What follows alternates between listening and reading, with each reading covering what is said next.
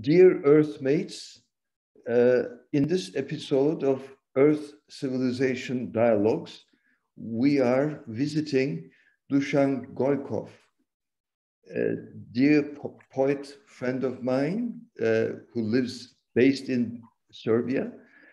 And it's wonderful to be together, Dušan Gojkov. Thank you for accepting the invitation. Thank you very much for inviting me. How did you fall in love with poetry? Why did you become a poet?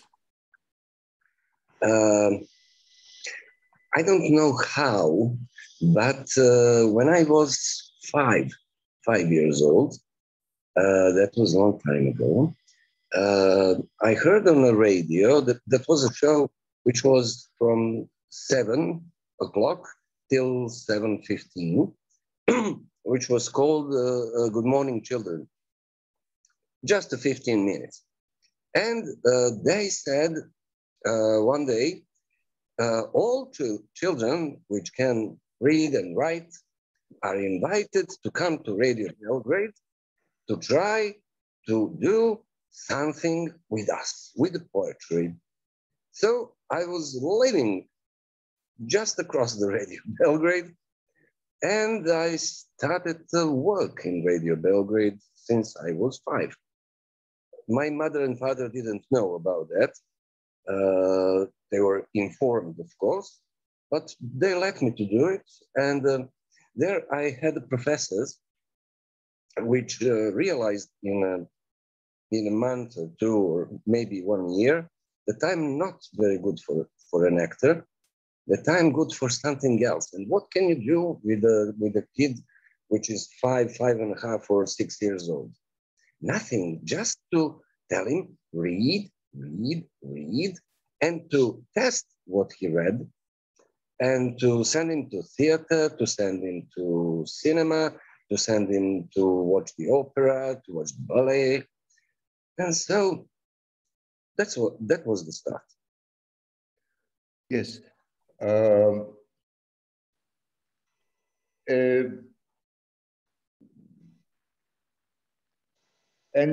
you're also an editor. You're running an important journal. That's a little bit later in my life.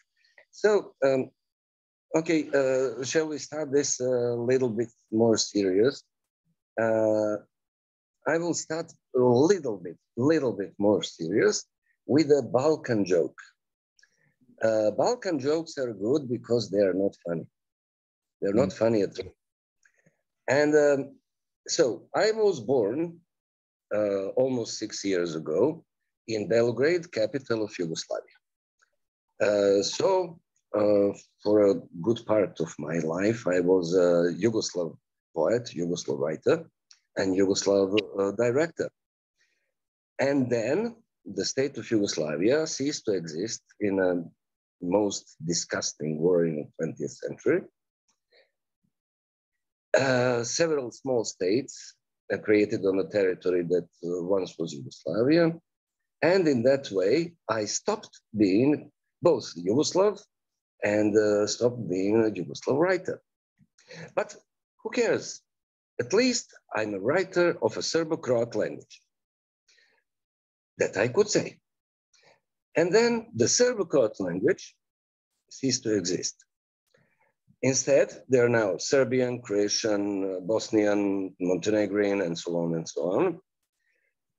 So I was denied that as well. I was no longer a Yugoslav, no longer a Yugoslav writer, writer of a Serbo-Croatian language, but simply a stateless person without past, an apatride without its voice. And then, you see, you feel as an unfortunate person who was forced to exile, like many people today. I found myself in a ridiculous situation that no one likes. Suddenly, I was in foreign country, despite that I did not travel anywhere. I was still in the same city, surrounded by the same neighborhood, but country was different. And not just the country, not just the government. Culture was different. Culture changed. So Yugoslav culture ceased to exist. No more. Okay, this topic is too complicated. So this few minutes will certainly, we won't get scratched out the surface. But it's very important. What everything you're saying is important. Thank you. Anyway, I found myself in a situation that I don't belong nowhere. Okay, I could go to United States and become an American writer, or go to Russia, become a Russian writer. It's not a problem to change a language. Or go to India, become an Indian writer. But that wasn't on my mind. I realized that Balkan culture, Yugoslav culture, and Balkan culture are something with a specific bouquet, like good wine, you know, something which some people can't understand if they are not in a contact with the Balkan people. And we found ourselves with that new borders between Serbia, Croatia, Bosnia, Macedonia, Northern Macedonia now, Montenegro, Slovenia. So a lot of problems, war and the sanctions, complete lack of information. To transfer the book over the border in that time was more difficult than to transfer 1 kilo of cocaine. Really. Because, you know, cocaine, that's our friends. Don't worry, we pat them, they will pat us. So, but books, that's illegal. That's illegal. So I was forced to found the first electronic literary magazine in Europe, Balkan Literary Herald. Yes, in Europe. At the moment when I was forced to do that, cultural space of my country was, which lasted more than 70 years, disintegrated. You see, if somebody dies on that side of the border, you couldn't send a telegram just to inform the family and friends, he died, please come to the funeral. And we are speaking about books, about literary magazines, about the movies. No, nothing, no communication. Everything was like a bunker, like a concrete bunker. So Balkan Literary Herald filled that hole, because you can't control what's on the internet. Actually, I think that our server is in Mongolia. Mm-hmm. Really, somewhere in Ulaanbaatar. Mm-hmm. So it's not easy to be controlled by the Serbian government, Croatian government, Bosnian government, or any other government. So actually, when I speak about Balkan, I mean, first, all South Slavic literatures, because there are most South Slavic people which live on Balkan, and as well as Greek, Albanian, Romani, Ruthenian, Slovak, Czech, Romanian, South Hungarian, and of course Turkish, because you're not in stricto sensu on the Balkans at the moment, but you were here 500 years. I mean, you lived here until to 1918. So we have a similar mentality. We have a similar jokes. We have a similar, all of us. we have a similar poetry. We have a similar ways to say simplest and the most complicated things. And to tell you something about the electronic magazine, I think it's important. At the time when Balkan Literary Herald began to appear on electronic kiosks or newsstands, there were not enough computers for interested readers. After all, there were few people which had a computer at home, and even rarer were those who had a modem with the ability to communicate with other computers or connect to a network, any kind of network. Today, almost everyone has a most powerful computer in their pocket, and it's more powerful than the Apollo computer, which led Apollo space program from Earth to the moon and back. And that's this thing. It's a mobile phone. And every kid can use it now.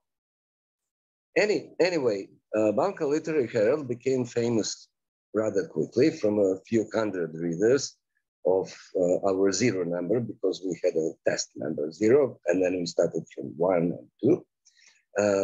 In 3 months, we reached a couple of thousand viewers. Of those couple of thousand, in a few years, we have reached tens of thousands of readers. This circulation is in a way understandable. Balkan Literary Herald always tries to present not only new writers, even old ones, but with the new texts and something completely new. And we are in a way based in Serbia, because I lived in the moment in Serbia. And the other half of the year I live in Greece, so we are based in Greece. But we have our regional editors in Serbia, in Croatia, in Bosnia and Herzegovina, in Slovenia, Northern Macedonia, Albania, Greece, 2 of them, Bulgaria 1, Romania 2 of them. Did I miss something? Yes, of course, we have a Paris, New York, Moscow, and so on and so on. So Balkan Literary Herald at this moment has something around 50,000 readers per month. And it's a quarterly magazine. So, so far, let me tell you, I think that we published around 48 issues. Each one has around 500 pages of a big format. And 48 issues by 500, that's a total of around 23,000 pages of text. 52 printed books in edition of Black Library of Balkan Literary Herald. Oh, I will show you how that book looks like this. Oh, all the same, like a Gallimard library. But there is a poetry, there is a prose, there is a drama, everything. And authors which wrote, just a second, I wrote the number, 7,514 till now. Authors, writers. I have to mention that even before Balkan Literary Herald started to work, literature existed online. So that, of course, but there were no electronic magazines, literary magazines, with a clear editorial policy, with editor-in-chief, with the editorial office, with the board of directors, correspondence, associate network. You could have discussion portals, chat portals about literature, some sub-pages of the big portals, which liked to publish some poetry, but not proper magazine. So we are the first in that way. And remember, when we started, there was no thing like Wi-Fi. There was no cable connection. We connected only through the copper line via telephone. So that's dial-up connection. And it's a very, very, very slow connection. Today, it's totally different, like a 2 or 3 different worlds. Facebook didn't exist. Instagram didn't exist. Nothing existed. And this kind of conversation, which we have now, like a Zoom or Skype or whatever, was just a science fiction. But really, just a science fiction. To remind you, everything which we are speaking about of now is not very old. First website was made only 1991 in CERN. So it's 30 years in CERN in Switzerland. First web browser to help you to browse through different data was introduced 1994. And okay, so to repeat, there was no cable, Wi-Fi network. Transmission was always via telephone wire, copper wire.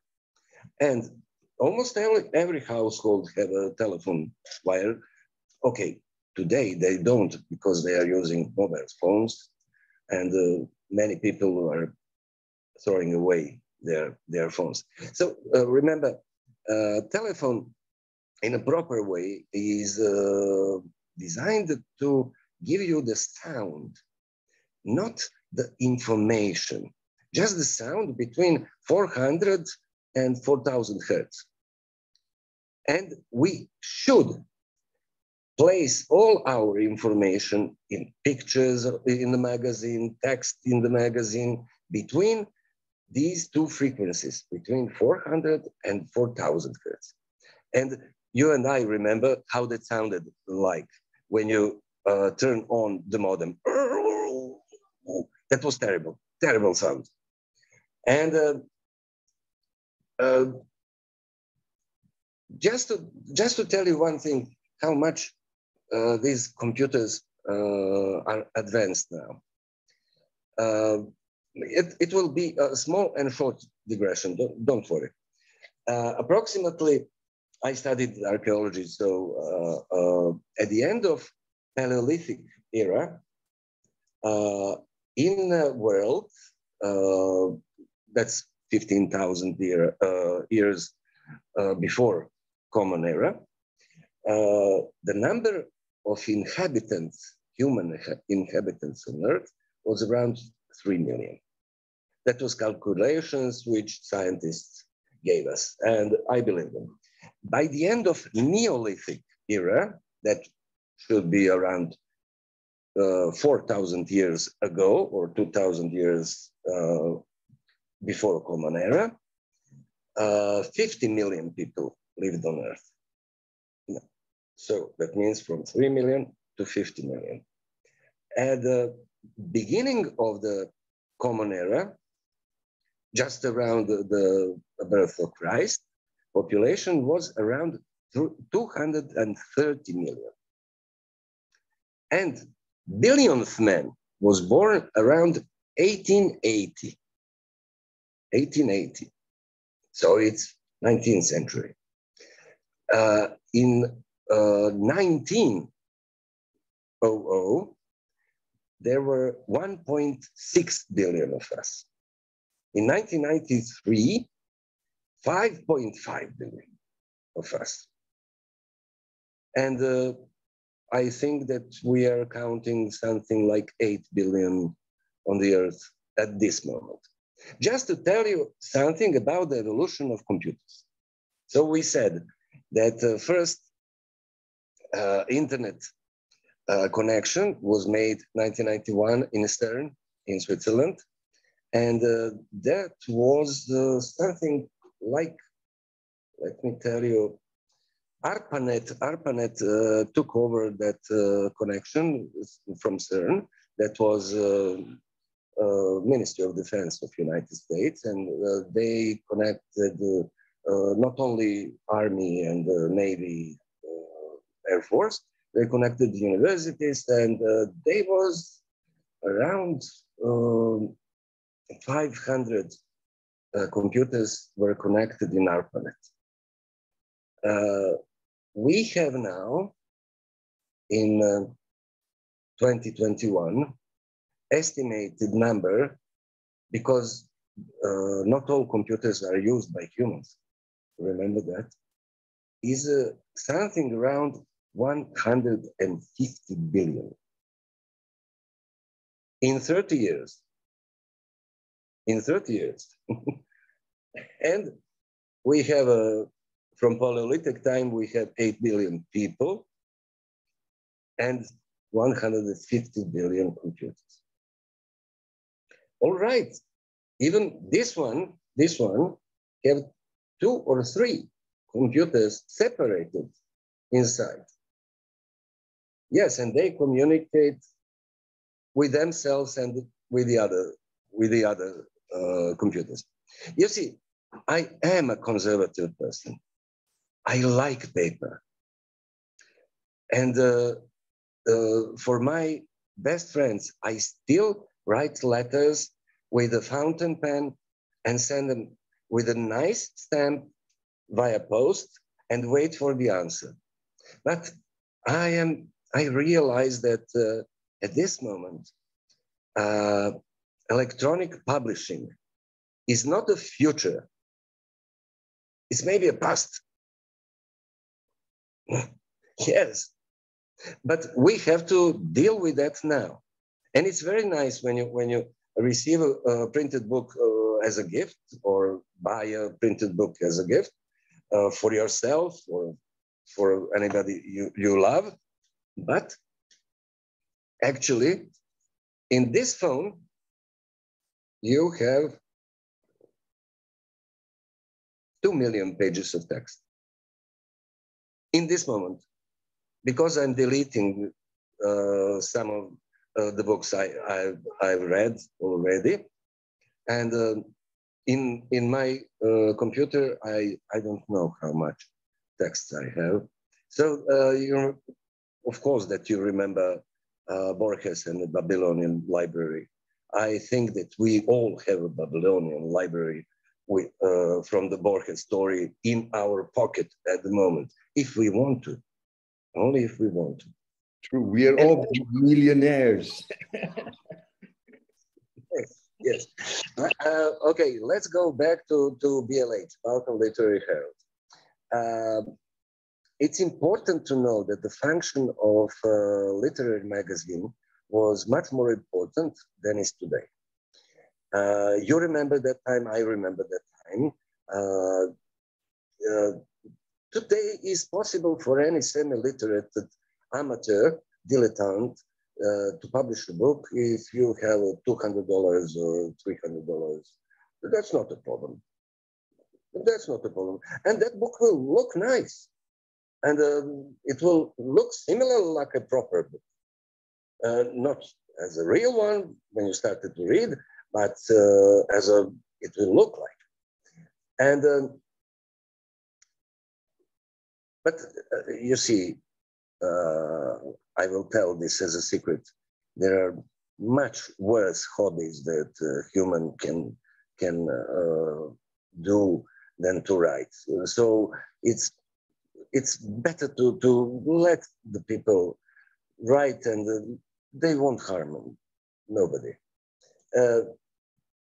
Actually, when I was young, and I think when you was young, literature was entered in a world of literature was entered exclusively through the literary magazines. If the writer passes the first and scariest, densest filter of an editor in a magazine, then he can pretend to see his book among the covers. Maybe. But if you go into the magazine first, you remember that time, of course. And a special story is that magazines, literary magazines, always followed what's happening in the literature, that you could always count on them, that they will tell you this is rubbish, don't read it, don't waste your time, don't waste your money, and this is phenomenal book, you have to read it, and so on and so on. And that was all about literary criticism, which I can tell now, because in this moment we don't have that, as I can see. We don't have any proper literary criticism in any country. And I'm trying to follow everything on every language I even barely know. But what can we do? So when we realized that after 20 years that Balkan Literary Herald is a proper magazine, that people are even now in 21st century are trying to get into the literature with help of Balkan Literary Herald, because they realize that they will be listened by many, not read by maybe 200, 300 readers in one small country. So we are covering much bigger area and much more people. And that moment, 20 years after, I decided to try something new. There is a people, autochthonous to Balkans, which call themselves Armani, or Aromanian, Vlah, or Cincar. Just a second. I'm sorry.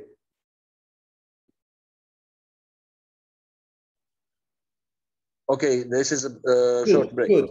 Sorry, I made a mistake. I'm sorry. Yes, the Aromanian PEN Centre, you're leading this initiative. Wonderful. Okay. No, initiative is not mine. Initiative is not mine. Initiative was from Lila Kona. She is very, very important person in Aromanian population here on Balkans, not only in Serbia, because that's the people, we don't have a big nation. We don't have millions of people here on Balkans, but we live in Serbia, in Croatia, in Bosnia, in Montenegro, in Albania, Northern Macedonia, Greece, Bulgaria, Romania, and always with the same similar problems. I have to. We are not ancient people of all nations, and in Balkans you can hear that a lot. We first came here, and we first came here. No. We are not most ancient people of them all. Nobody claims that. But we have been present in this world long enough to see many nations coming to Balkan Peninsula, some just passing through, some staying for some time, some going away from here. Some of that newcomers stayed in Balkans. Today we live with them.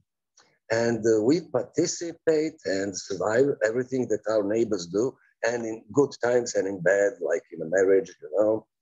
And we have never started any war, neither with our neighbors or some other distant nation. We don't have our nation state.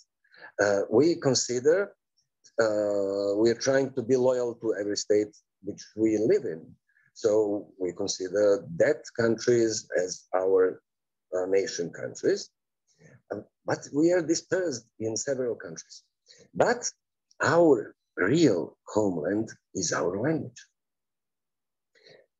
And that language is a small language without original state, without schooling system in all countries where we live.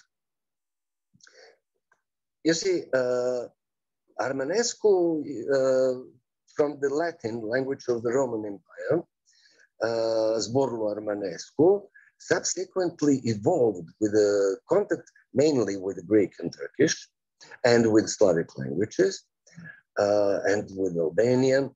And we have now one substrate which is different than anything else.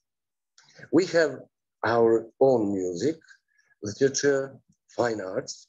We are probably flattering ourselves when we say that perhaps our neighbors have borrowed some of that, and that our art is now woven into entire memory of Balkans today, but who knows? 2 months ago, on the 100th anniversary of noblest association of writers in the world, World PEN, we joined this organization as aspiring PEN Centre in order to try to preserve our language, our culture, and our homeland, our existence. So based on I will have to look for the data here. Based on the International PEN Resolution on the Aromanian language rights, which was held at the Congress at Bogota, Colombia in September 2008, and adopted on the proposal of the Macedonian PEN Centre with the support of the Catalan, Portuguese, Slovenian, Esperanto, and Swiss PEN Centres, we decided to establish the Romanian PEN Centre, or Aromanian PEN Centre, in Belgrade, because it's the easiest way. And steering committee for Aromanian PEN Centre, which was Madame Lila Kona, which I mentioned before, Kira Mancu from Berlin, and Nicolas Trifon from Paris, and myself. We worked together with the Secretariat of PEN International and prepared all the documents necessary for the establishment of new Romanian PEN Centre in accordance with the instructions of PEN International and the positive legislation of the territory of the Republic of Serbia. You know, we are bound to do that. So on the 10th of September, we found a Romanian aspiring PEN Centre in Belgrade in a city library. And we hope that we will be fully accepted in Uppsala in September next year on the World Annual Congress. And a magazine, which I mentioned before, Balkan Literary Herald, will become our official magazine because it will continue to publish everything from Balkans, because we are dispersed everywhere in the Balkans. And there are, as far as I'm heard, there are Aromanians also in Turkey. Not much, but there is some. Very and I'm very happy. Great. We have about 2 minutes, unfortunately. So much for the presentation. What would you like to say to youngsters, to all Earthmates? To all Earthmates and to youngsters, I can say only 3 things, not in particular order. First one is read. Second one, don't litter. Don't throw garbage away. And the third one, vaccinate yourself, please. Yes. Yes. Thank you so much. Thank you so much. It was my pleasure. And thank you once again for wonderful journal. Thank you. Okay. Thank you. We are together. We are together. Thank you. Good.